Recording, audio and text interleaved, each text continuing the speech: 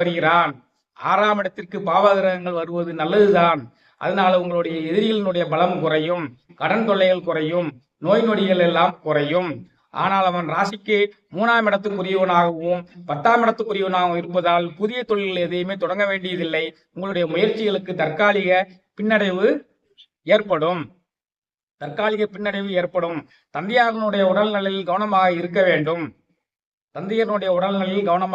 வேண்டும்.